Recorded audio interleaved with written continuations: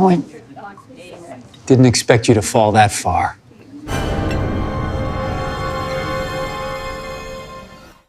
Josh said it with a grin, that slick, casual grin he wore like a mask, while the entire room buzzed with laughter around my grandson's birthday cake. I stood there in my neck brace, feeling every pair of eyes slide over me like I was some kind of walking punchline. My own daughter wouldn't even look at me. The relatives whispered behind their hands, calling me dramatic, confused, difficult. They all thought I was the problem. But I knew what I heard in that basement. The deliberate click of the lock, the muffled footsteps walking away above me, the darkness swallowing me whole as I fell. And standing there at that party, watching Josh smirk like he'd gotten away with something precious, I made myself a promise. If no one else would protect me, I'd damn well protect myself. I had already started collecting the pieces. Every recording, every photograph, every tiny scratch on that basement door latch that told the real story. What Josh didn't know was that I'd been a librarian for 40 years. I knew how to research. I knew how to find patterns. And I knew exactly how to make sure the truth wouldn't stay buried. By the time I was done, his smugness would cost him everything. Now let me take you back to how it actually started, to the moment I walked into that party and felt the air shift. The house smelled like vanilla frosting and something bitter underneath, maybe the coffee someone had burned in the kitchen. Liam's 9th birthday. Balloons tied to chairs, a banner that read, "Happy Birthday," in crooked letters. I'd driven myself there despite the pain screaming through my neck and shoulders, despite my daughter Megan telling me on the phone that I didn't need to come if I wasn't feeling well. Translation, please don't embarrass us. I walked through the front door wearing the neck brace my orthopedist had prescribed. Stiff, white, impossible to miss. The conversations in the living room stuttered to a halt. Cousin Janet's eyes went wide. Uncle Paul muttered something under his breath. Even little Liam stopped mid-sentence, staring at me like I'd arrived in costume. "Grandma," he called out, but Megan's hand landed on his shoulder before he could run to me. "Mom," Megan's voice was tight, controlled. She crossed the room slowly, her arms folded across her chest like a barrier. "You didn't need to come." I met her eyes. "He's my grandson." "I know, but..." She glanced back at Josh, who was leaning against the kitchen counter, arms crossed, watching us with that same casual amusement. "You should be resting." Resting, as if rest could erase what happened, as if silence could heal what was broken. "I'm fine," I said quietly, but the truth was, I wasn't fine. My neck throbbed, my ribs ached with every breath, and every time I closed my eyes, I was back in that basement. Falling, with the sound of the lock clicking shut above me. Josh pushed off the counter and walked over, his smile wide and easy. "Evelyn, glad you made it." He placed a hand on Megan's lower back, possessive. "We were worried about you." Liar. "I'm tougher than I look," I said, forcing a smile. "Clearly." His eyes flicked to the brace, and something dark flickered behind his expression. Then he leaned in, close enough that only I could hear. "Didn't expect you to fall that far." The words landed like a slap. Quiet, venomous, mocking. I felt my entire body go rigid, but I didn't flinch. I didn't look away. I held his gaze and let him see that I knew, that I remembered. He straightened, patted my shoulder like we'd just shared a friendly joke, and walked back to the kitchen. Around me, the party resumed. Plates clattered. Liam tore into a present. Aunt Shirley asked if anyone wanted more punch. But I stood there, in the middle of it all, feeling utterly alone. No one asked how I was. No one asked what really happened. They just wanted me to smile, to blend in, to stop making things uncomfortable. But discomfort, I'd learned, was the price of truth. And I wasn't going to pay it in silence anymore. Because 3 days after that fall, when the pain was still sharp and my memory even sharper, I'd done something no one expected. I'd gone back down to that basement. I'd photographed the scratches on the doorknob. I'd found the broken shard of my bank card wedged into the latch, proof that someone had forced the lock from the outside. I'd recorded the doctor's notes. I'd started building a case. And then I'd called Ellen. Ellen, my neighbor for 23 years. Ellen who watched everything and said little. Ellen who saw Josh's temper long before Megan married him. Her voice on the phone had been careful, measured. Evelyn, I think it's time you knew some things. Now, standing at this party, surrounded by people who thought I was fragile and confused, I felt something I hadn't felt in years. Power. Not the kind that came from strength or youth, the kind that came from knowing exactly what you were up against and refusing to back down. Josh thought he'd silenced me. Megan thought I'd let it go. They had no idea what was coming. The party dragged on like a bad dream you can't wake up from. I moved through the rooms slowly, my neck brace catching on everything. Door frames, curious glances, whispered judgments. The house felt smaller than I remembered, suffocating. Every laugh seemed aimed at me. Every sideways look confirmed what I already knew. They thought I was losing it. Megan busied herself in the kitchen, slicing cake with mechanical precision. She wouldn't meet my eyes, not once. I watched her hands tremble slightly as she arranged plates, and I wondered if somewhere deep down, she knew. If some part of her recognized the truth, but chose to bury it under layers of denial and convenience. Josh held court in the living room, telling some story about a fishing trip. His voice boomed with confidence, easy and charming. People laughed at his jokes. They leaned in when he spoke. This was his stage, and he knew how to work it. I stood in the doorway between rooms, invisible, a ghost at my own grandson's party. "Grandma, want to see my new game?" Liam appeared beside me, his small hand tugging at my sleeve. His eyes were bright, uncomplicated. He didn't see the fractures yet, didn't understand the rot beneath the surface. "Of course, sweetheart." My voice came out softer than I intended, almost breaking. But before Liam could lead me away, Josh materialized beside us. He ruffled Liam's hair with practiced affection. "Hey, buddy, why don't you show Grandma later? She needs to rest." His tone was light, concerned even, but his eyes locked onto mine with cold precision. "I'm fine," I said firmly. "You don't look fine." Josh tilted his head, his expression morphing into something resembling pity. "We're all worried about you, Evelyn. Maybe you should sit down." The way he said worried, like I was a problem to be managed, like my presence was a burden everyone had to tolerate. Liam looked between us, confused. Then Megan called him from the kitchen, and he ran off, leaving me alone with Josh. The living room noise continued behind us. Nobody was paying attention. Nobody ever did. Josh stepped closer, dropping his voice to a whisper that felt like gravel scraping skin. "You know, falling at your age, it's dangerous. You should be more careful." He paused, letting the words sink in. "People might think you can't take care of yourself anymore." It was a threat wrapped in concern, a warning disguised as advice. And that's when something inside me crystallized into steel. I looked at him, really looked at him, and saw clearly what I'd been too polite to name before. This wasn't just cruelty. It was calculation. He wanted me scared. He wanted me silent. He wanted me erased. But I had spent 40 years cataloging information, cross-referencing sources, tracking down forgotten details in dusty archives. I knew how to be patient. I knew how to dig.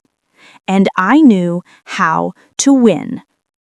I said quietly, my voice steady as stone. You're right. I should be more careful. For just a second, something flickered across his face. Uncertainty, maybe, or suspicion. But then Megan called him from the other room, and he smiled that easy smile again. Good! Glad we understand each other. He squeezed my shoulder too hard and walked away. I stood there, my heart pounding beneath the brace, my hands clenched into fists at my sides. That was the moment, right there, in the hallway, surrounded by birthday decorations and false cheer. That was when I stopped hoping someone else would protect me and decided to do it myself. The party wound down slowly. Guests trickled out with our polite goodbyes and empty reassurances. Take care, Evelyn. Feel better soon. Words that meant nothing, offered by people who'd already forgotten me before they reached their cars. Megan walked me to the door, her face tight with exhaustion, or maybe embarrassment. Mom, She trailed off, searching for words she didn't really want to say. I know, I said, saving her the trouble. It's just, Josh is under a lot of stress at work and with Liam's school stuff, and she was building a fortress of excuses, brick by brick. Megan, I placed my hand on her arm, gentle but firm. Do you believe me about what happened in the basement? She pulled away, wrapping her arms around herself. Mom, you fell. It was an accident. Please don't make this into something it's not. There it was, the wall between us, built from her need to believe the lie. I nodded slowly. Okay. But it wasn't okay. Nothing about this was okay. I drove home through streets that looked the same as always. Neat lawns, quiet houses, the kind of neighborhood where people smiled and waved and pretended everything was fine. The sun was setting, painting the sky in shades of orange and pink that felt almost mocking in their beauty. When I pulled into my driveway, I sat in the car for a long moment, listening to the engine tick as it cooled. My neck throbbed. My pride throbbed worse. But beneath the pain, something else was growing. Determination, clarity, rage that had been simmering for years, finally allowed to surface. I thought about Josh's smirk, Megan's denial, the way everyone at that party had looked at me like I was the problem. And I thought about that basement door, the scratches, the click, the shard of my bank card that shouldn't have been there. Evidence, facts, truth. I wasn't crazy. I wasn't confused. I was a woman who knew exactly what had happened to her, and I was done being dismissed. Inside my house, I went straight to my desk. I pulled out the folder I'd started, photographs, doctor's notes, a timeline I'd been building. Then I picked up my phone and scrolled to Ellen's number. My hand hovered over the call button for just a moment. This was it, the point of no return. Once I made this call, once I opened this door, there would be no going back to the comfortable lie. No pretending everything was fine, but comfortable lies had nearly killed me. I pressed call. Ellen answered on the second ring, her voice low and cautious. Evelyn? I need to know everything. About Josh, about his past, everything you've been holding back.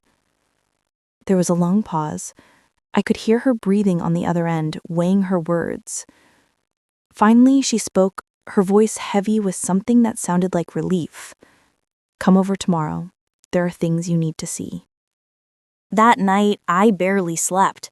My mind kept circling back to Ellen's voice on the phone, that weighted pause before she said I needed to see things. What things? How bad were they? And why had she waited so long to tell me? I lay in bed staring at the ceiling, my neck brace digging into my skin, and replayed every interaction I'd ever witnessed between Ellen and Josh.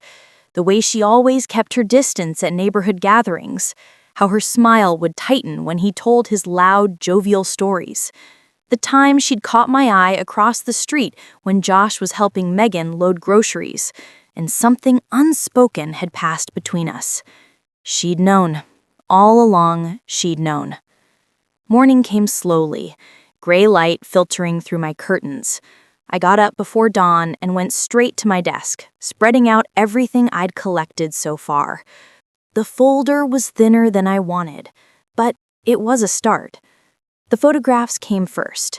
I'd taken them 3 days after the fall, when the pain had dulled enough for me to walk. I'd gone back down to that basement despite every instinct screaming at me to stay away. The wooden steps still smelled like dust and old varnish. The railing still felt smooth under my palm, worn down by decades of hands gripping it for balance. But it was the door that mattered. I'd photographed it from every angle. The latch, the frame, the doorknob, the scratches were deep, fresh, metallic. Not the kind of wear you'd see from years of use. These were violent, desperate, the marks of something or someone forcing the mechanism. And then there was the shard. My bank card, or what was left of it. I'd found it wedged between the latch and the strike plate, a tiny piece of plastic that shouldn't have been there. The edge was scraped, damaged in a way that matched those scratches perfectly. Someone had used my card to jimmy the lock from the outside. I'd bagged it carefully, labeled it, dated it. Old habits from my library days. Preserve the source, document the context. Next came the medical records. Dr. Patterson's notes were clinical, precise. Cervical strain, contusions along the right side consistent with impact, bruising patterns suggesting a fall from significant height. But it was his verbal observation I'd recorded on my phone that mattered most. I played it back now, his calm, professional voice filling my quiet kitchen. Mrs. Harper, the angle of these injuries, they're consistent with a sudden, uncontrolled fall, not a gradual slip. Something startled you or forced you to lose your footing abruptly. I asked him to clarify, and he paused before adding carefully, "In my experience, falls like this often involve an external factor, a loose board, a sudden noise, someone unexpectedly opening a door, or someone locking it." I had recordings too, not many, but enough. Josh's voice at family dinners, at holidays, whenever he thought no one was really listening. I'd started recording months aggro, back when I first sensed something was wrong. Call it intuition, call it paranoia, call it whatever you want. It had saved me. I scrolled through the files now. Josh laughing about Megan being too sensitive. Josh joking about how old people forget things. Josh telling Liam that Grandma gets confused sometimes. Little comments, each one small enough to dismiss, but together they formed a pattern of erasure. By 8 o'clock, I'd organized everything into a timeline. Incidents I'd witnessed, things Megan had mentioned in passing, moments when Josh's mask had slipped just enough for me to glimpse what lay beneath. Then I drove to Ellen's house. Ellen lived 3 blocks over, in a pale yellow bungalow with flower boxes that somehow always looked perfect. She opened the door before I could knock, her face drawn with worry and something else, relief maybe, like she'd been waiting years for this conversation. "Come in," she said quietly, ushering me through the door. Her living room smelled like coffee and lavender. Photographs lined the walls, her grandchildren, her late husband, snapshots of a long, full life. She gestured to the couch, and I sat carefully, my neck protesting the movement. Ellen disappeared into the back room and returned carrying a thick folder, the kind lawyers use, the kind that holds things you don't want to lose. She placed it on the coffee table between us with the weight of something long buried finally seeing daylight. "Evelyn," she sat down across from me, her hands folded tightly in her lap. "I should have told you this years ago, before Maiden married him." Her voice cracked slightly with regret. Told me what? Ellen opened the folder slowly, revealing page after page of photocopied documents, police reports, restraining orders, court filings, newspaper clippings so old they'd yellowed at the edges. "Josh has done this before," she said softly, each word heavy with sorrow. I leaned forward, my heart pounding. The first document was a restraining order dated 15 years ago, a woman named Jennifer Lawson. The details were stark, clinical, repeated incidents of intimidation, physical restraint, threatening behavior. The order had been granted, then dropped 6 months later. "What happened to her?" I asked, my voice barely above a whisper. "She left town." Ellen's jaw tightened with old anger. "She just disappeared one day. Some people said she moved to be closer to family, but I talked to her sister once, years later. She said Jennifer was terrified of him." I flipped through more pages. Another woman, Sarah Chen, similar complaints, similar pattern, accusations filed, then mysteriously withdrawn, a police report from a domestic disturbance that led nowhere. "Why didn't these stick?" I demanded, my hands shaking now. Ellen sighed, her eyes tired. "Josh is good at this. He knows how to charm people, how to play the victim, how to make women seem hysterical or unreliable. And he had family money back then, good lawyers, friends in the right places." I felt something cold settle in my stomach. "Does Megan know?" I tried to tell her once, before the wedding. Ellen's voice dropped to almost nothing. "She said I was jealous, that I was trying to ruin her happiness. She stopped talking to me for 2 years. The betrayal hit me fresh, my own daughter choosing willful blindness over painful truth. I kept reading, incident after incident, a pattern so clear it was impossible to miss. Josh didn't just lose his temper. He calculated, he isolated, he silenced. And now he was trying to silence me. "There's one more thing," Ellen said carefully. She pulled out a manila envelope from the bottom of the stack. "I've been keeping records too, watching, documenting." Inside were photographs, dozens of them. Josh and Megan's house at odd hours, Josh's car parked places it shouldn't be, time-stamped images that told their own story. Ellen had been building a case, just like me. "Why now?" I asked, looking up at her. "Why tell me all this now?"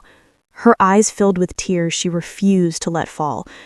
"When I heard you fell in that basement, when I saw you at the party in that neck brace, I knew he'd finally gone too far, and I couldn't stay quiet anymore." I gathered all the documents carefully, reverently.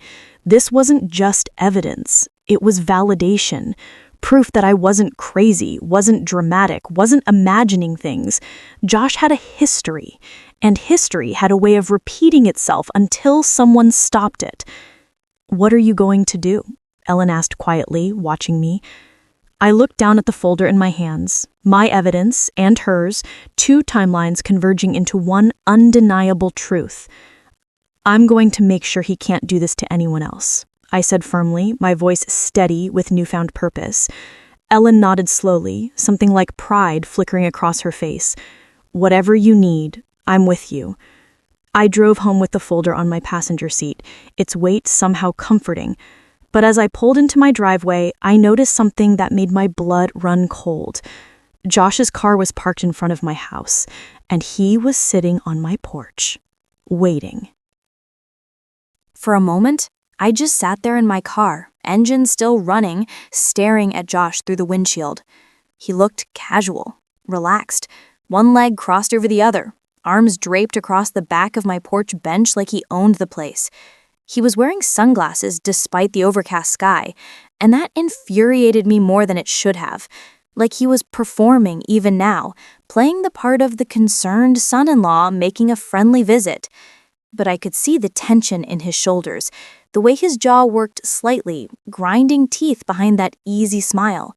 He knew I'd been somewhere, and he wanted to know where. My hands tightened on the steering wheel. Ellen's folder sat on the passenger seat, its contents screaming to be hidden. I couldn't let him see it, couldn't let him know what I had. I grabbed my purse, positioned it carefully over the folder, and stepped out of the car. My legs felt unsteady, but I forced them to move naturally. Act normal, act unsuspecting. Josh? I kept my voice flat, unrevealing. What are you doing here? He stood, removing his sunglasses with theatrical slowness. Just checking on you, Evelyn. Megan was worried after yesterday. His tone was honey smooth, dripping with false concern. I'm fine, I said shortly, walking toward my porch. You didn't need to come. He stepped into my path, not quite blocking me, but close enough to make his presence impossible to ignore. You left the party pretty upset. We just want to make sure you're okay. We. As if he spoke for my daughter, as if they were a unified front and I was the outside problem to be managed. I wasn't upset, I lied calmly, meeting his eyes. I was tired. Right. He drew the word out slowly, skeptically. Where were you this morning? I knocked earlier, but no one answered. The question landed like an accusation. He'd been watching, timing his visit. This wasn't concern, it was surveillance. I had errands, I said simply, brushing past him toward my front door. He followed too closely, his footsteps heavy on my wooden porch. Where? I turned, and something in my expression must have shifted because he actually took a half step back. Josh, I don't owe you an explanation for my whereabouts. This is my house, and I'd like you to leave. For just a second, the mask slipped. His eyes went cold, flat, empty of the charm he wore so easily. I'm just trying to help. I don't need your help. Megan thinks you do. His voice hardened, losing the pretense of gentleness. She's worried you're not thinking clearly, making bad decisions. There it was, the real message. They'd been talking about me, planning, preparing to paint me as incompetent, unstable, unreliable. I felt rage bubble up from somewhere deep, but I swallowed it down. Rage was what he wanted. Rage would prove his point. Tell Megan I'm fine, I said coldly, unlocking my door. And don't come to my house unannounced again. I stepped inside and closed the door firmly behind me, turning the deadbolt with a satisfying click. Through the peephole, I watched him stand there for a long moment, his face cycling through emotions, frustration, calculation, something darker I couldn't quite name. Finally, he walked back to his car. But before he got in, he looked back at my house one more time. It wasn't casual. It was a threat. I waited until his car disappeared down the street before I allowed myself to breathe. Inside, I double-checked every lock. Windows, back door, basement door, especially the basement door. Then I carried Ellen's folder to my dining room table and spread everything out like pieces of a puzzle. The documents told a story Josh had worked hard to bury. Jennifer Lawson, Sarah Chen, and two others whose names I didn't recognize, but whose experiences I did. The pattern was so consistent it was almost mechanical. He'd charm them first, make them feel special, chosen. Then slowly, he'd isolate them from friends, family, anyone who might question him. The control would start small. Suggestions about clothing, comments about their friends, jokes that cut just deep enough to sting. And then the violence. Never in public, never where it could be documented, always in private spaces where it was his word against theirs. And when they tried to speak up, he'd use their own words against them, call them dramatic, unstable, bitter. He'd weaponize their pain until they doubted their own reality. I thought about Megan. How often had I seen him do this to her? The subtle corrections, the way he'd dismiss her opinions in front of others, how he'd describe her as too sensitive or emotional whenever she pushed back. She'd learned not to push back. And now, she was doing the same to me, gaslighting me the way she'd been gaslit, because it was easier than facing the truth. I pulled out my own timeline and laid it next to Ellen's documents. The basement fall, Josh's threatening comment at the party, the way he'd just shown up at my house, testing boundaries, asserting control. He was escalating, and men like Josh didn't de-escalate on their own. The phone rang, shattering the silence. I checked the caller ID. Megan. My hand hovered over the phone. Part of me wanted to answer, to try one more time to make her see. But Ellen's words echoed in my head. She'd tried to warn Megan before the wedding, and Megan had chosen him. Would this time be any different? The ringing stopped. A voicemail notification appeared. I played it on speaker, Megan's voice filling the room, tight with barely controlled frustration. Mom, Josh said you were rude to him. He was just trying to help. I don't understand why you're being so difficult. Please call me back. We need to talk about maybe getting you some help. Just call me. Getting me some help. Code for committing me, declaring me incompetent, taking away my independence. The message ended. I stood there in my dining room, surrounded by evidence of Josh's true nature, and felt the walls closing in. They were going to try to silence me, not with a locked basement door this time, but with doctors, lawyers, declarations of diminished capacity. They'd paint me as a confused old woman who couldn't be trusted. Unless I moved first. I picked up my phone and scrolled to Deputy Miller's number. Tom Miller. He'd been friends with my late husband for 30 years. He'd been at our house for barbecues, holiday parties, neighborhood watch meetings. He knew me. Really knew me. If anyone would listen, it would be Tom. I pressed call before I could second-guess myself. It rang 3 times. Evelyn? His voice was warm, surprised. Haven't heard from you in months. How are you holding up? Tom, I need your help, I said quietly, my voice steady despite the fear coursing through me. Something happened. Something serious. And I need someone who'll actually listen. There was a pause. Then his tone shifted, becoming professional, alert. What happened? I took a breath. How much time do you have? For you? As much as you need. And so I told him. Everything.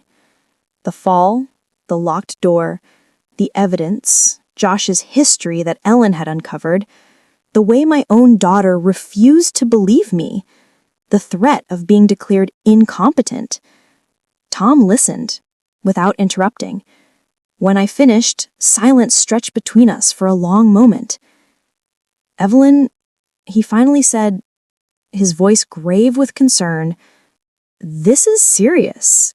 If what you're saying is true, it is true, I cut in firmly. I believe you, he said simply. Send me what you have. Photos, documents, everything. And Evelyn, be careful. Men like that, when they feel cornered, they get dangerous. I promised I would. We hung up. And as I began scanning documents to send to Tom, I heard a car door slam outside. I looked out the window. Megan's car. She was walking towards my house, her face set with determination, and Josh was with her. I had maybe 30 seconds before they reached my door. My hands moved faster than my racing thoughts. I swept Ellen's documents back into the folder, carried it to my bedroom, and shoved it deep into the back of my closet, under a stack of winter blankets. Then I rushed back to the dining room and grabbed my own evidence. The photographs, the medical records, the shard of my bank card still in its labeled baggie. The doorbell rang. I tucked everything into my desk drawer and locked it, dropping the key into my pocket. My heart hammered so hard I can feel it in my throat. Then I forced myself to take 3 slow breaths before walking to the door. Through the peehole, I could see them standing side by side on my porch. Megan looked exhausted, her eyes red-rimmed like she'd been crying. Josh stood slightly behind her, his hand resting on her lower back in that possessive way he had, guiding her, controlling her even now. I opened the door but didn't step aside to let them in. Mom, Megan's voice cracked slightly, equal parts desperation and anger. We need to talk. I'm busy, I said evenly, blocking the doorway with my body. This can't wait. She tried to look past me into the house, and I saw Josh's eye scanning too, searching for something. Evidence of what I'd been doing, where I'd been. What do you want, Megan? She flinched at my tone. Good. Let her feel a fraction of what I'd been feeling. Can we please come in? She asked, her voice softer now, pleading. I don't want to do this on the porch. Part of me wanted to slam the door in their faces, but another part, the mother part, that still hoped, still ached, stepped aside and let them enter. Josh moved through my living room like he was inspecting it, his gaze landing on every surface, looking for what I'd hidden. I crossed my arms and stayed by the door, keeping my escape route clear. Megan perched on the edge of my couch, her hands twisting in her lap. Mom, Josh told me you were hostile to him this morning, that you accused him of watching you. I didn't accuse him of anything, I said calmly, watching Josh prowl around my space. I asked him to leave. This is my house. You've been acting paranoid. Josh turned to face me, his voice dripping with false sympathy. Megan's worried about you. We both are. I kept my eyes on my daughter. Megan, do you believe what happened to me in the basement was an accident? She looked away. That was answer enough. Because I don't, I continued, my voice steady and cold. That door was locked from the outside, and I have proof. Mom, stop. Megan's voice rose with frustration. There is no proof. You fell. You got hurt. It was terrible, but it was an accident. Then explain the scratches on the latch. Old house, old door, she threw her hands up, her patience clearly exhausted. Looking for conspiracies that don't exist. Josh moved closer to Megan, his hand finding her shoulder, squeezing. A gesture that looked supportive, but felt like a leash. Evelyn, we're concerned about your mental state.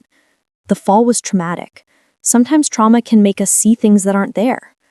The gaslighting was so smooth, so practiced.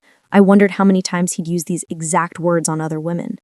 I'm not seeing things, I said firmly. I know what happened to me. Megan stood upright, her eyes bright with unshed tears and something harder. Betrayal, maybe, that I wouldn't just let this go. Mom, we think you should see someone, a doctor. Maybe a therapist who specializes in what? I cut in sharply.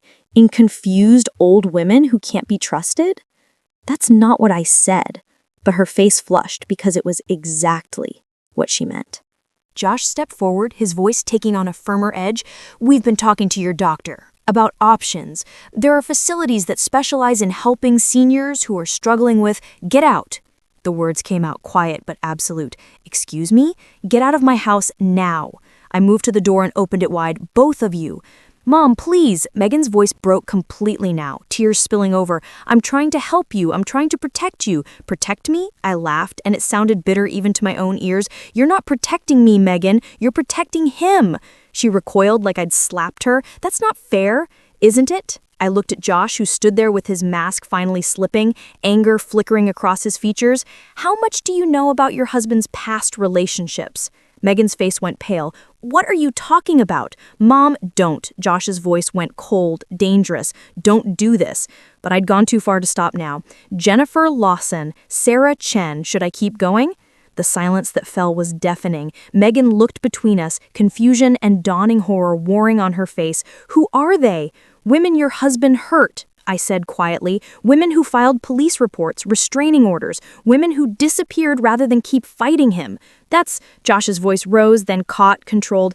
That's ancient history, misunderstandings that were resolved years ago. Your mother is making connections that don't exist. But something in Megan's expression shifted, some small crack in her certainty. Josh?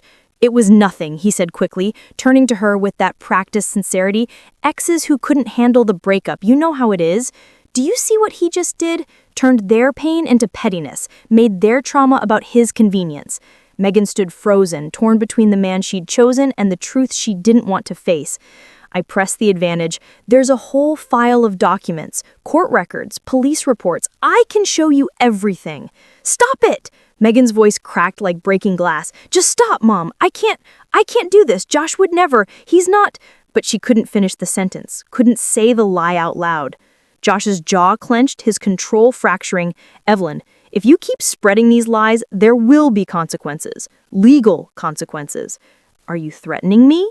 I asked calmly, though my heart raced. "I'm protecting my family," he said coldly, "from a confused old woman who's becoming a danger to herself and others." There it was, the real threat. Not violence this time, something more insidious. He'd used the system against me, declare me incompetent, strip away my independence. Megan grabbed Josh's arm, her voice desperate. "Let's just go, please, let's go!" They moved toward the door, and I stepped aside, but as Megan passed, I caught her arm gently. "Megan, sweetheart, please just look at the evidence. That's all I'm asking." She pulled away from me, her eyes wet and hard. "I can't, Mom. I can't." And then they were gone, leaving me standing in my doorway watching their car pull away. I closed the door and locked it. Then I walked to my desk and pulled out the evidence I'd hidden. My hands were shaking now, adrenaline finally catching up. As I sorted through the photographs, something caught my eye. The picture of the basement door latch, I'd looked at it dozens of times, but now something new jumped out at me. There, caught in the corner of the frame, almost invisible, a tiny fragment of red plastic. At first I'd thought it was just dust or debris, but now looking closer I recognized it. My bank card, the one I'd found the shard from. It had a red stripe across the top. And suddenly, like tumblers clicking into place, I remembered. The morning of the fall, I'd gone down to the basement to get Liam's birthday present from storage. I had my wallet with me, and when Josh had appeared at the top of the stairs asking if I needed help, I said no. 5 minutes later, the door had locked. My wallet was on the shelf by the door. Easy to grab, easy to use. And that tiny red fragment proved he had been there, proved he used my own card to lock me in. I grabbed my phone and called Tom Miller back. When he answered, I said simply, "I just found something that changes everything." But before I could explain, my phone buzzed with an incoming call. The caller ID made my blood run cold. Lakeville Community Hospital. Megan is listed as my emergency contact. Had something happened to her? Or was this part of Josh's plan? I stared at the phone, my finger hovering over the answer button. I answered the call with my heart in my throat. "Mrs. Harper?" A woman's voice, professional and neutral. "This is Lakeville Community Hospital calling. We have you listed as the emergency contact for Megan Harper Collins." The floor seemed to tilt beneath me. "Is she okay? What happened?" "She's fine, ma'am, but she's asked us to reach out to you about a different matter." A pause, carefully measured. "She's expressed concerns about your recent behavior and cognitive state. She's requested we schedule a psychiatric evaluation." There it was, the trap Josh had been building, now springing shut. "I don't need a psychiatric evaluation," I said slowly, forcing calm into my voice. "I'm perfectly fine." "Mrs. Harper, your daughter mentioned a recent fall and some confusion about the circumstances. She's worried." "My daughter is mistaken." I kept my tone even, aware that any emotion would be used against me. "I appreciate her concern, but I'm declining the evaluation." Another pause. I could hear papers rustling. "I see. Well, we can't force you to come in, but Mrs. Harper, if your family continues to have concerns, they do have legal options available." Legal options. Code for conservatorship proceedings, for stripping away my independence and handing control of my life to Megan and Josh. "Thank you for calling," I said quietly, and hung up before my voice could betray the panic rising in my chest. I stood there in my living room, phone still gripped in my hand, and felt the walls closing in from every direction. This was how Josh worked. Not with fists, at least not only with fists, but with systems. Institutions, the veneer of concern masking absolute control. The phone rang again immediately, a different number this time. I didn't recognize it. "Hello? Evelyn Harper?" A man's voice, clipped and professional. "This is Dr. Raymond Chen from Lakeside Senior Care. Your daughter contacted us about arranging a home assessment." My blood went cold. "What kind of assessment?"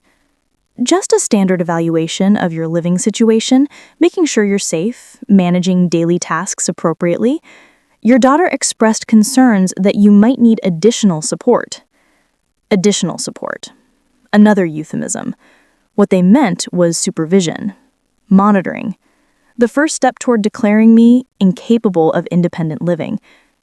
I don't consent to any assessment, I said firmly.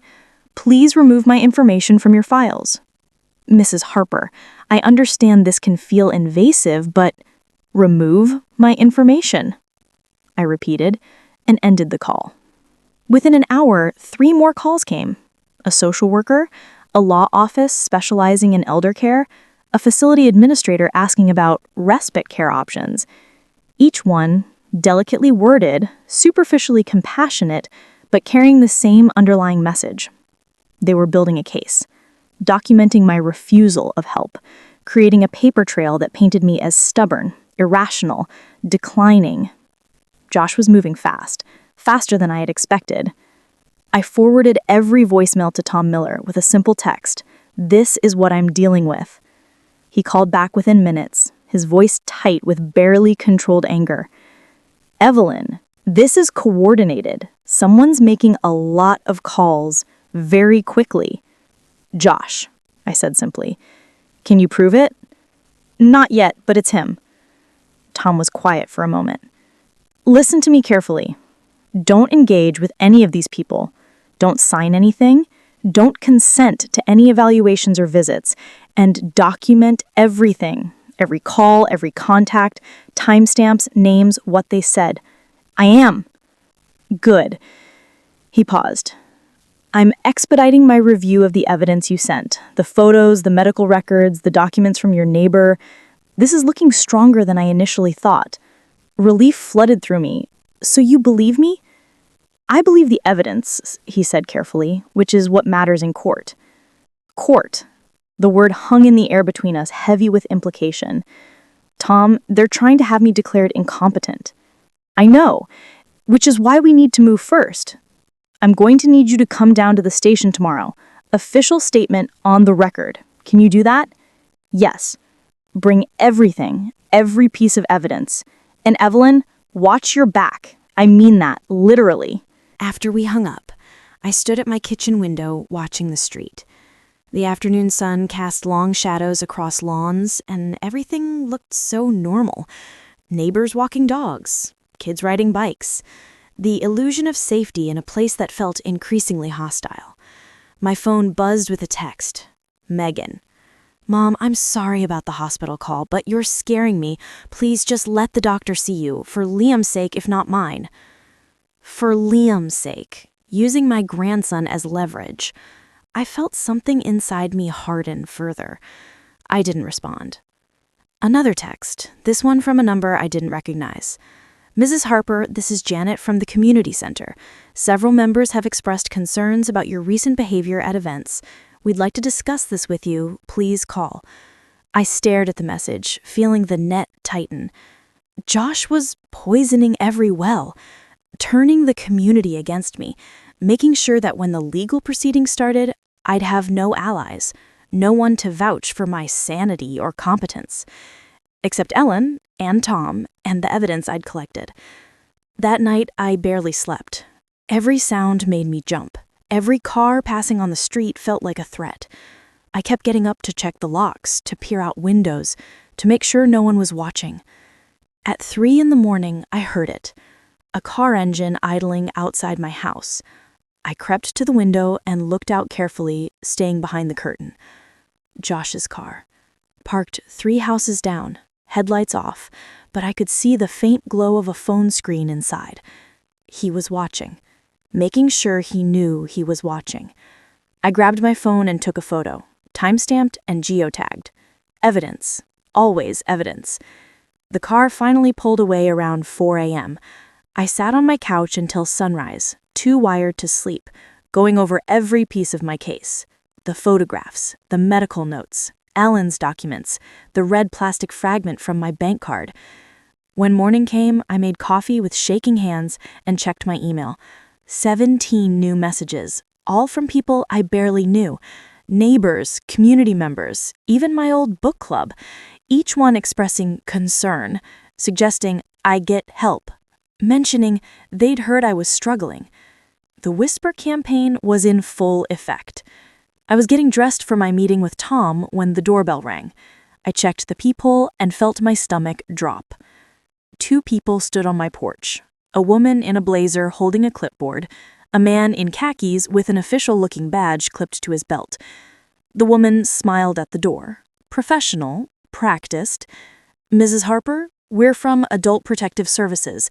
We've received several reports of concern and need to conduct a wellness check." I stood frozen on the other side of the door, my hand on the deadbolt.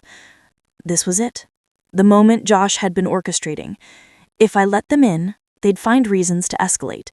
If I refused, they'd document my lack of cooperation. Either way, I'd lose. "Mrs. Harper?" The woman's voice carried a note of gentle insistence. "We can hear you in there. Please open the door. We're just here to help." My phone sat on the hall table, Tom Miller's number still pulled up from our last conversation. I had maybe 10 seconds to decide what to do. I grabbed my phone and called Tom Miller. He answered on the first ring. "Evelyn?" "Adult Protective Services is at my door," I said quietly, my voice steady, despite the adrenaline flooding my system. "What do I do?" "Don't open it yet."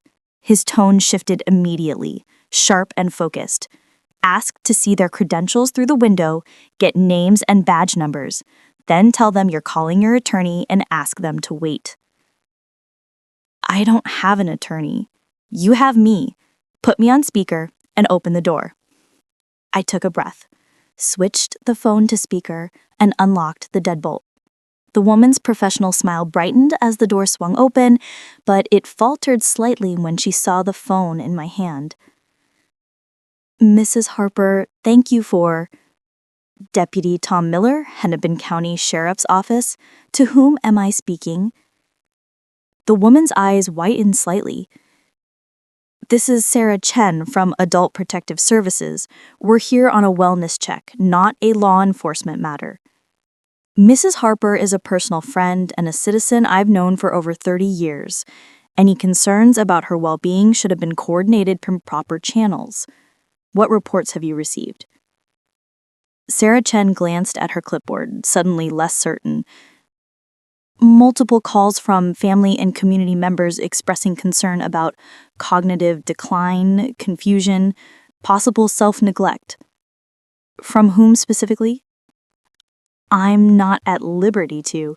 Ms. Chen, I'm conducting an active investigation involving Mrs. Harper as a potential victim of domestic violence and harassment.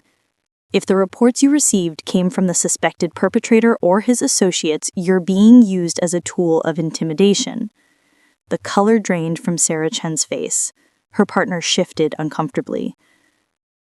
We were just following protocol, she said weakly.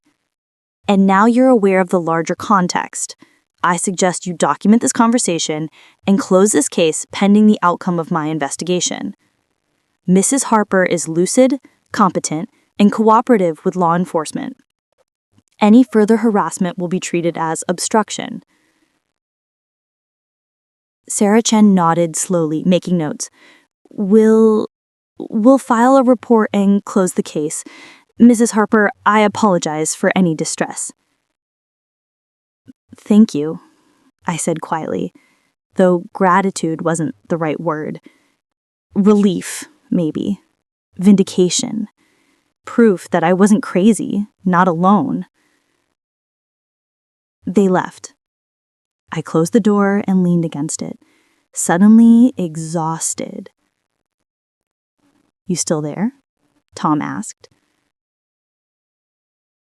I'm here. Good.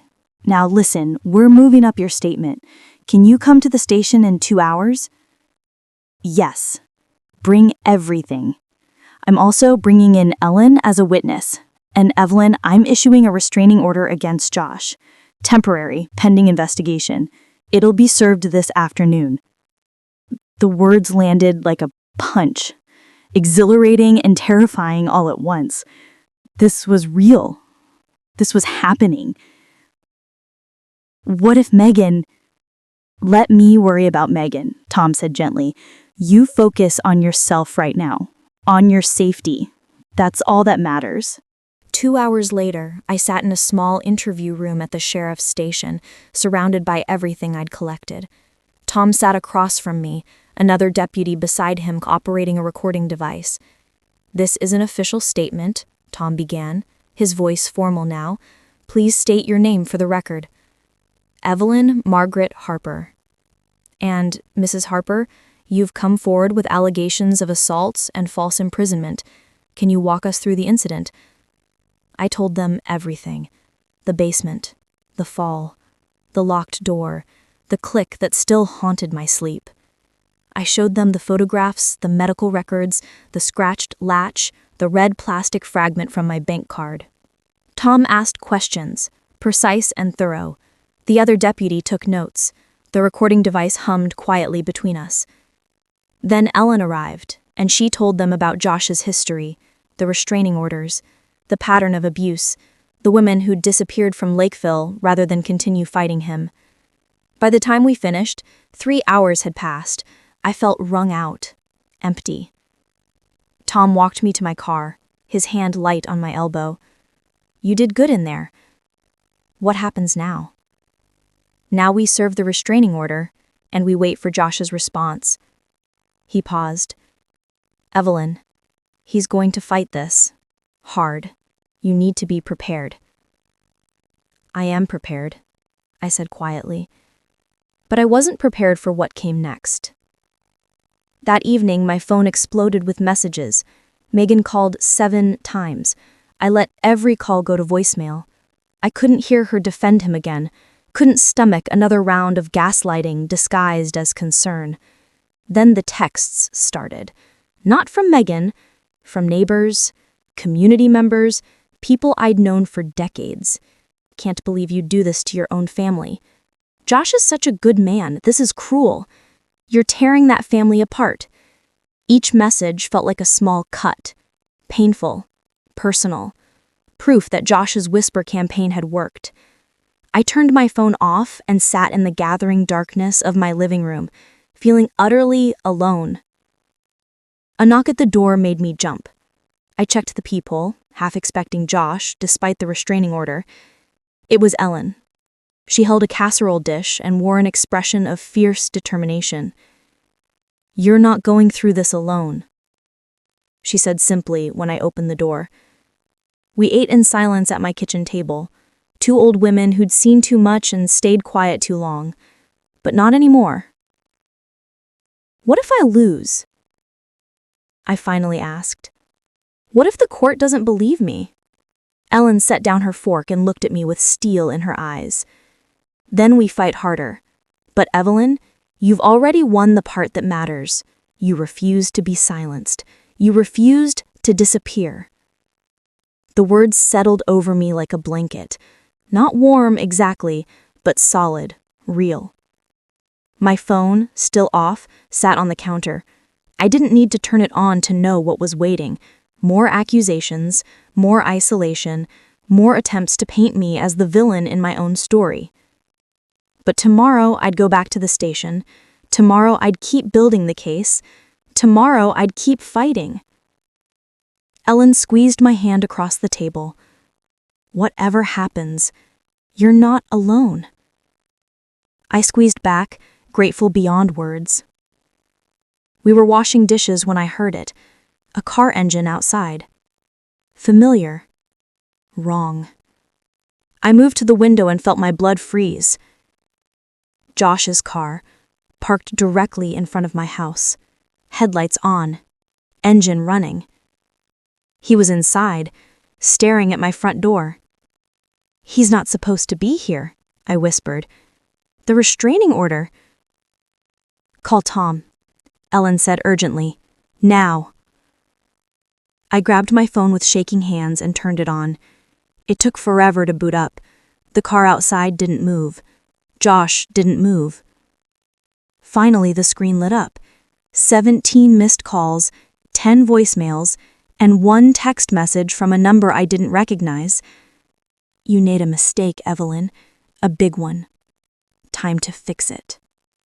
The car door opened, Josh stepped out, walking towards my house with slow, deliberate steps. And I realized, with sudden, horrifying clarity, the restraining order hadn't been served yet. 911, what's your emergency? My voice came out steadier than I expected. My son-in-law is violating a restraining order and approaching my house. I feel threatened. Ellen stood beside me at the window, her phone also out, recording. Smart woman, always thinking. Ma'am, has the restraining order been officially served? My heart sank. I don't know. It was supposed to be today. A pause on the line.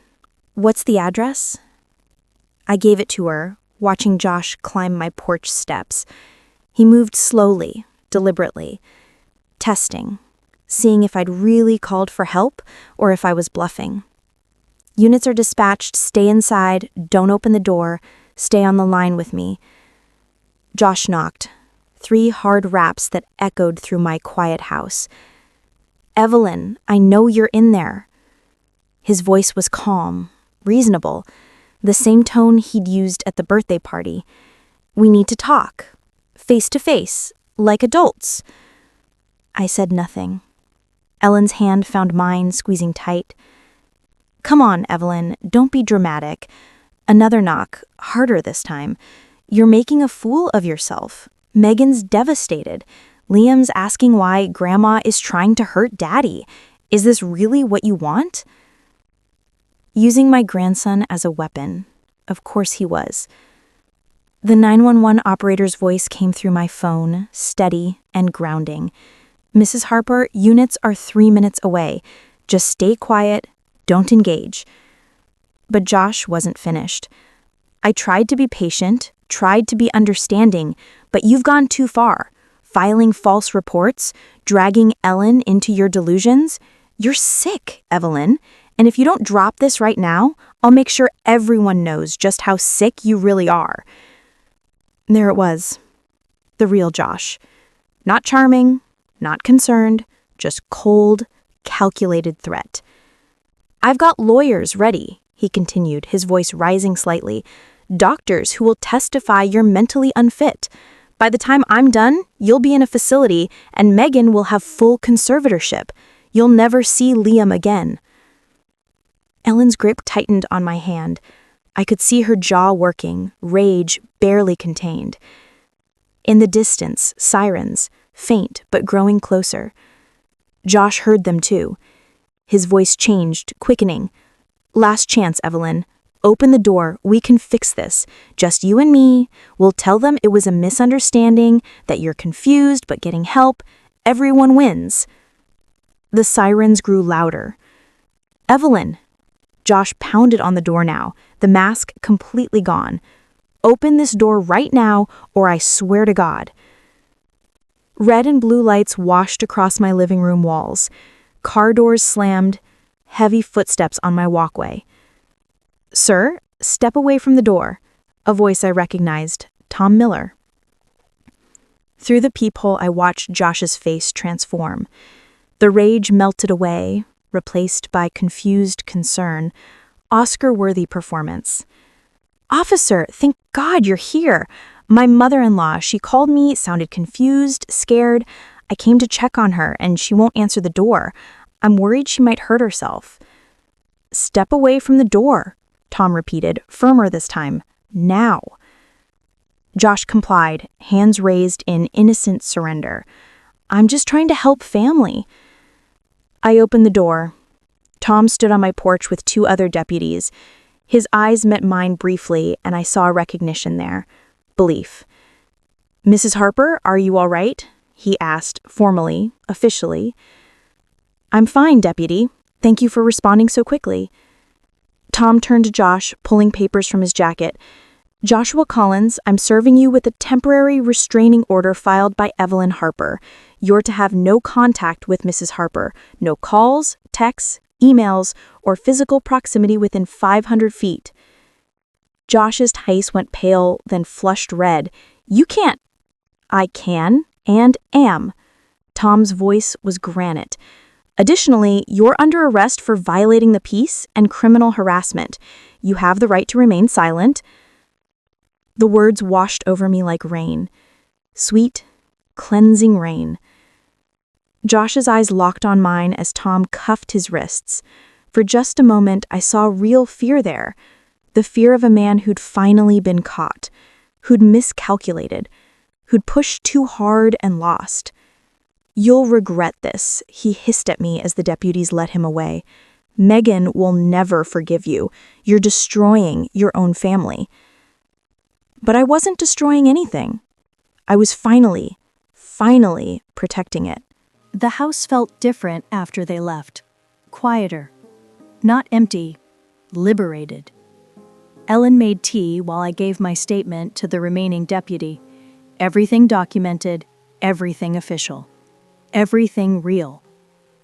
When we were finally alone, Ellen raised her mug. To refusing to be silenced. I clinked my cup against hers. To refusing to disappear. We sat in comfortable silence, two old women who'd survived men who'd tried to erase them. My phone buzzed, a text from Megan. I almost didn't read it. "Mom, what have you done? Josh called me from the police station. How could you? How could you do this to us?" My fingers hovered over the keyboard. Part of me wanted to explain, to justify, to make her understand. But I'd spent enough years explaining myself to people who refused to listen. I turned the phone off and set it aside. "She'll come around," Ellen said softly. "Or she won't. But either way, you did the right thing." I wanted to believe her, needed to believe her. 3 days later, the house was still quiet. Megan hadn't called again. The community whispers had shifted. Some people now viewing me with new eyes, others still convinced I'd overreacted. I didn't care anymore. Let them think what they wanted. Tom stopped by with an update. The investigation was proceeding. Ellen's documents had been crucial. The red plastic fragment from my bank card had been analyzed and matched. Josh's lawyer was already trying to negotiate a plea deal. "He's done, Evelyn," Tom said with quiet satisfaction. "The pattern's too clear, the evidence too strong. He's done." After Tom left, I walked through my house room by room, touching familiar things, reclaiming space that had felt invaded. In the basement, I stood at the bottom of the stairs and looked up at the door. The scratched latch was still there, evidence already photographed and cataloged. I climbed the steps slowly, my neck still tender but healing. At the top, I pushed the door open and stepped through into sunlight streaming through my kitchen window. The doorbell rang. My heart jumped, still jumpy, still healing. Through the peephole, I saw a small figure, Liam. I opened the door and he rushed into my arms, nearly knocking me over. Megan stood at the end of the walkway, her face ravaged by tears and something that looked like shame. "I'm sorry," she whispered, her voice breaking. "Mom, I'm so sorry. I didn't want to see it, but I see it now." Liam pulled back and looked up at me with fierce eyes.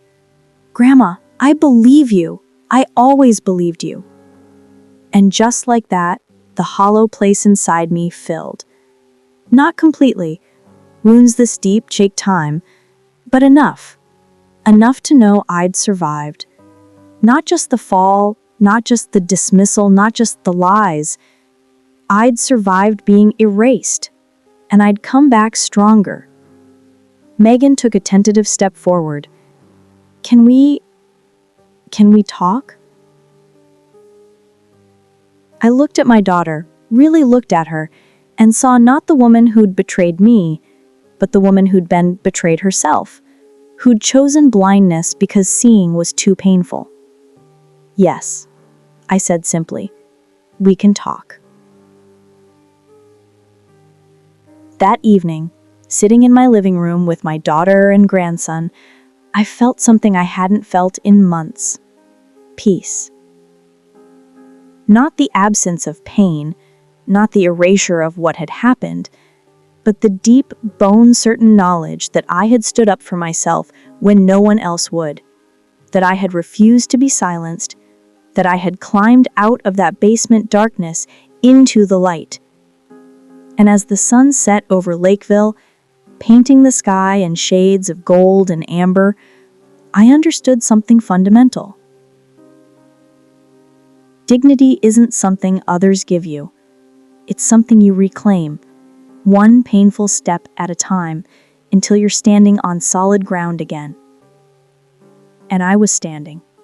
Finally. Truly standing.